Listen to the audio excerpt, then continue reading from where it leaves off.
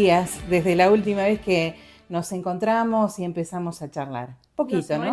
Un poquito más. Bueno, ¿cómo estás? Todo bien, bueno Dani, muchas gracias nuevamente por darnos la oportunidad. Hoy estamos con Edu Tonioli, la verdad que agradecerte por venir acá y bueno, por escuchar las necesidades y cómo está la localidad actualmente. Para ustedes, Eduardo es un referente, ¿no? Que me imagino ha seguido un poco los mismos pasos que estás intentando dar vos, ¿no? Con la militancia desde muy joven, un poco de admiración en todo este trabajo. Obviamente, tal cual. Toda la trayectoria de Eduardo también y por supuesto en la especialidad del transporte, un tema tan difícil que estamos atravesando trabajadores, estudiantes y que bueno, hoy esté acá para contarle también la realidad que atravesamos los vecinos de Correa es muy importante. ¿Cómo estás? Bien, bien, muy agradecido, bueno, con Yane, con los compañeros, con ustedes por recibirnos aquí en Correa. Y bueno, trabajando sobre algunos temas que, como decía bien Yane recién, para nosotros son nodales para los santafesinos y las santafesinas. Uno de ellos es la cuestión del transporte interurbano, un transporte interurbano que ya venía con algunos tropiezos a partir de la pandemia, pero que se ha profundizado en su desatención a amplias zonas de la provincia de Santa Fe a partir de, bueno, de la decisión política del gobierno nacional de retirar los subsidios al interior del país, ¿no? Pues no se trata solo del costo del transporte público, sino que en el sur santafesino se ve especialmente afectado por la quita de un montón de servicios, ¿no? Entonces, realmente la gente está muy desprotegida. Si uno analiza el bolsillo del trabajador, que es el más afectado en todo este contexto, es tremendamente preocupante. Bueno, es que van de la mano la caída de frecuencias y el aumento de la tarifa del transporte. ¿Por qué decimos que van de la mano?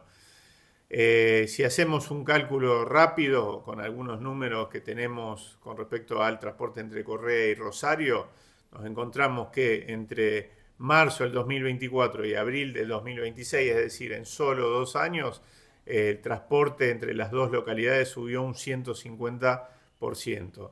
Esto que en marzo del 2024 significaba una erogación para alguien que, por ejemplo, cobraba un salario mínimo de un 88% de ese salario mínimo solo en transporte, por supuesto, nadie, ni antes ni ahora, que cobre un salario mínimo por ir a trabajar a Rosario, iba a hacerlo a través de transporte público, porque evidentemente los números no cerraban antes y no cierran ahora, pero si antes era el 87% un salario mínimo, hoy es el 121%, es decir, un salario mínimo no alcanza para cubrir lo que se necesita para 40 viajes, es decir, de lunes a viernes ida y vuelta para un trabajador, para una trabajadora. Esto tiene un efecto, primero, sobre la actividad económica en general recesivo. ¿Por qué? Porque cualquier habitante de la región, antes de viajar a Rosario o a cualquier otra localidad, porque proporcionalmente los aumentos son iguales para los viajes a otras localidades, lo piensa 2 veces antes de agarrar un trabajo. Una persona que trabaja en casas particulares, por ejemplo, bueno, termina seguramente cambiando plata si tiene que hacerlo a través del transporte público. Entonces el efecto primario es recesivo sobre la actividad económica. Y el otro efecto es una espiral destructiva del sistema de transporte. ¿Por qué? Porque el sistema de transporte interurbano en la provincia de Santa Fe tiene cada vez menos usuarios, que empiezan a bajarse, a buscar otra forma. Hay un festival de combis trucha, autos particulares haciendo los mismos recorridos, por menos precio, pero con menos seguridad, con ningún papel que acredite absolutamente nada, ningún seguro, etc. Y eso genera una baja sostenida de la cantidad de usuarios. Ese mismo sistema requiere, para poder sostenerse, de que el gobierno provincial dé un nuevo aumento, aumente nuevamente el boleto para poder cubrir esos gastos con menos usuarios. Cada vez menos usuarios, cada vez más gastos. Y además se da un acuerdo entre partes, entre el gobierno provincial y las empresas de transporte, para que saquen unidades de las calles, en el caso del transporte urbano, y de las rutas, en el caso del transporte interurbano. ¿Cómo termina esto? Ya vivimos esta película, 2001, 2002, 2003 en la Argentina, hasta que se dio la recuperación. En muchas zonas del país se dio una destrucción total del sistema de transporte de pasajeros, ¿no? Cuando uno lee las noticias, los empresarios del transporte aducen que los aumentos y la quita de servicios se deben al aumento del combustible. Bueno, a ver, no deja de haber algo de eso, por supuesto. Suben los costos del sostenimiento del servicio, bajan la cantidad de usuarios. El problema es creer que esto se va a resolver cargando sobre la espalda de los usuarios. Va a haber una mejora en la rentabilidad a mediano o largo plazo. En realidad, como dije antes, se produce una espiral destructiva porque cada vez se quedan con menos usuarios a los que tienen que cargar más, y nosotros lo que estamos planteando es otra lógica. Nosotros entendemos que tiene que haber una decisión del gobierno provincial de declarar la emergencia del transporte interurbano de pasajeros, que eso le permita ampliar el fondo compensador provincial, que haya más recursos para sostener la actividad del transporte público de pasajeros, es decir, que no salga del bolsillo de los usuarios el sostenimiento exclusivo, ¿no es cierto?, del sistema de transporte. Y paralelamente el gobierno provincial, digo, porque esto sería hacerse cargo de algo que tiene que hacerse cargo de Nación, porque cada vez que un argentino en Argentina, en cualquier lugar del país, paga un tanque de combustible, el 15% va al impuesto a los combustibles líquidos, y de eso tenía que ir una parte por ley, ¿no?, al mantenimiento de la red vial, cosa que no se está haciendo, las rutas nacionales están detonadas, y otra parte al fondo compensador del transporte público de pasajeros del interior del país, tampoco se está haciendo. Entonces, la provincia, lejos de decir nosotros, bueno, que se haga cargo de la provincia y listo, se desentiende lo que pasa con Nación, no, que la provincia se haga cargo provisoriamente, por eso hablamos de emergencia, de la cuestión, ampliando el fondo compensador a través de la emergencia, pero también y además que vaya a la justicia, que vaya y haga lo que tiene que hacer. Lo hicieron muchos gobernadores a lo largo y a lo ancho del país, lo hicieron muchos intendentes, lo hicimos algunos desde otras responsabilidades, en nuestro caso legislativa, en el caso de Rosario con concejales de Rosario y con ciudadanos afectados por este aumento sistemático del precio del boleto. No lo puede hacer un gobernador con todo el poder que tiene el gobernador para plantarse y decir junto a otros, seguramente, che, están metiendo la mano en el bolsillo a los santafesinos, estamos destruyendo el sistema de transporte. Las unidades están cada vez más viejas, además, porque es verdad, las empresas no pueden renovarla. Bueno, se necesita hacer un salvataje de esto, ¿no? No lo está haciendo, repregunto, ¿no? Desde el gobierno provincial no se está tomando ninguna medida justamente en el ámbito de la justicia. Lo que se han hecho son reclamos con respecto al tema rutas, y lo hemos escuchado al ministro Enrico, por ejemplo, reclamos administrativos, ¿no? Algún comentario quizás de algún funcionario, algún ministro, etc. El jefe político de la provincia de Santa Fe es el gobernador Maximiliano Puyaro. Entonces no se le ha escuchado una sola declaración con respecto a los subsidios de transporte. Ninguna. Quizás la cuestión de la red vial sea más sensible porque el complejo primario exportador se ve afectado por esa situación, y de qué manera, ¿no? Ahora, en la provincia de Santa Fe también hay usuarios del transporte público que esperan que su gobernador diga algo con respecto a esto. Diga y haga, ¿no? Porque, repito, 6 aumentos en el periodo que va de diciembre del 2023 a mayo del 2026. Yo daba cuenta de un aumento que, comparado con otros, quizás sea moderado, el de Correa Rosario. El que escucha y es usuario habitual me va a decir, ¿cómo moderado? Bueno, hay localidades que el aumento fue mucho peor, de 994%, incluso se llega en algunos, quienes han aplicado los 6 aumentos llegan a aumentos de 994%.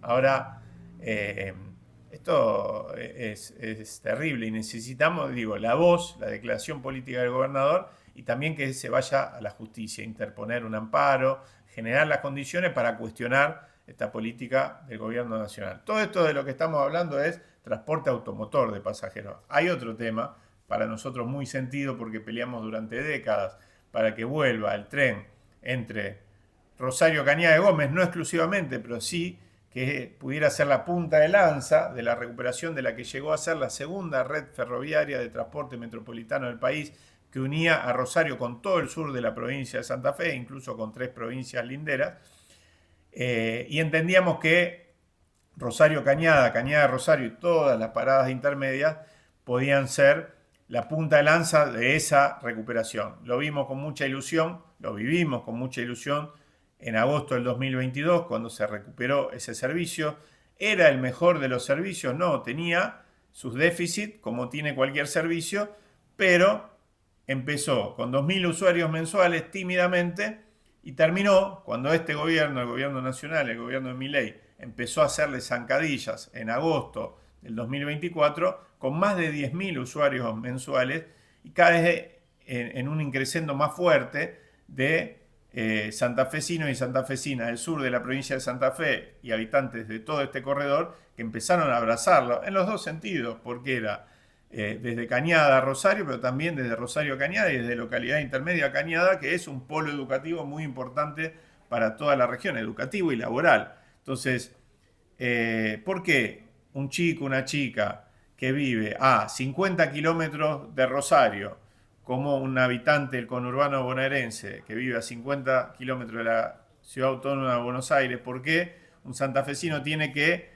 irse para estudiar en la Universidad Nacional de Rosario, a vivir de lunes a viernes y no puede ir y volver en el día, como hace un bonaerense o un capitalino? Bueno, nosotros ahí tuvimos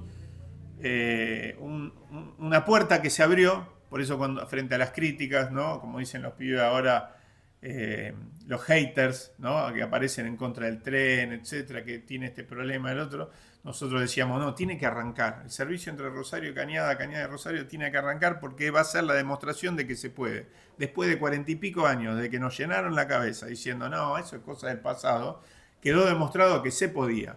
Para nosotros el mejor ejemplo de que se podía y se puede desarrollar una red de transporte ferroviario metropolitana que una a Rosario con todo el sur de la provincia de Santa Fe y que mañana una a Santa Fe capital con todo el centro y el norte de la provincia de Santa Fe, era tener una experiencia concreta. Esa experiencia concreta fue Rosario Cañada de Gómez.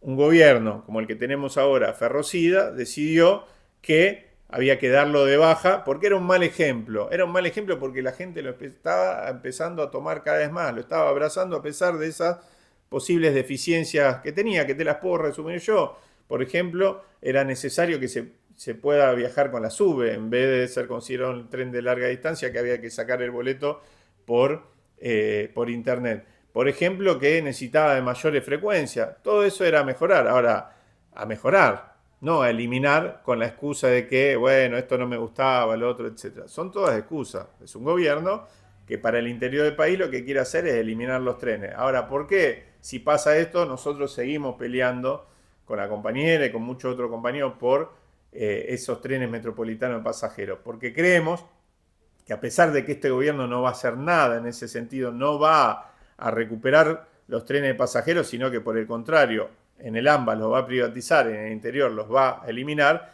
tenemos que dar la pelea, dar el testimonio, plantar la bandera, para que cuando, como decía el Martín Fierro, venga a esta tierra un criollo a mandar, esté en las condiciones dadas, en la conciencia, en este caso de los santafesinos y las santafesinas, y también en la expectativa de muchos, de que el tren es un transporte necesario para la región y que es posible desarrollarlo y que trae un montón de prestaciones que el transporte automotor no trae, ¿no? Bueno, aunque sos muy joven, tenés No mucha la joven experiencia. la joven acá es ella. Tenés mucha experiencia, ¿no? Así que podríamos decir que son los dos los extremos de un ovillo con un hilo conductor, ¿no? Y común, que es la militancia y abrazar estos ideales, como hablábamos con vos. La importancia de ir sembrando en las generaciones más jóvenes, como Yanela, ¿no?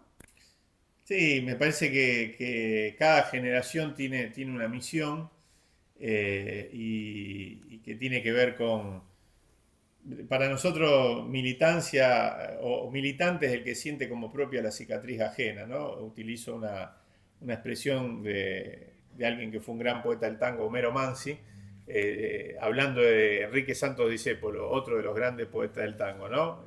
Militante es aquel que siente como propia la cicatriz ajena. Y hoy es un momento donde una parte importante de nuestro pueblo la está pasando muy mal, y nosotros creemos que hay que ser solidarios, nosotros creemos que hay que ayudar al otro, hay que tender el brazo solidario, pero además también hay que construir con el otro una salida a esto, ¿no? Una salida a este orden injusto que se está imponiendo en la Argentina. Esto quiere decir que nosotros no somos capaces de mirar para atrás y ser autocríticos de ninguna manera. El principal tarea que tiene que tener un dirigente político es ser autocrítico y evaluar qué se hizo mal para poder actuar en consecuencia. Ahora, una cosa no quita la otra. Que seamos autocríticos no implica que nos rindamos frente a un régimen que evidentemente le está jodiendo la vida a la mayoría de los argentinos, lo está haciendo vivir cada día un poco peor, no por impericia, porque nos llegamos a esta situación de recesión económica donde no funciona el comercio, donde hay despido en la industria, donde los jubilados no tienen para pagar los remedios, no tienen para comer, no llegamos por impericia en la gestión del área económica, llegamos por una decisión política de, como se suele decir, secar la plaza, ¿no? Y un intento por construir un proyecto excluyente, exclusivamente primario exportador, extractivista, sin consideración por el resto de la población. Un proyecto de esa característica, además no lo digo yo, lo dice el presidente de la Nación cuando dice que volver a principios del siglo XX, a la época de la forestal. Un proyecto de esa característica alcanza con toda la suerte para 9 millones de argentinos. 10 millones de argentinos, somos 50 millones de argentinos, ¿no? Y Anne, para vos, un gusto, me imagino, recibirlo acá, ¿no? Sí, obvio. Bueno, la nota te habla por sí sola, la verdad que sí. Recibir a dirigentes para nosotros es muy importante, que sepan que en Correa estamos trayendo otra mirada, que queremos cambiar las cosas, porque acá las cosas no están bien. Lo hicimos la otra vez con el video de las vías y eso sirvió, porque efectivamente ahora se están arreglando. Así que la verdad que muy, muy importante la visita de Eduardo y que se nos tenga en cuenta, que eso es lo primordial y que cuánto hace que en Correa esto no sucede. Gracias a los dos. No, gracias.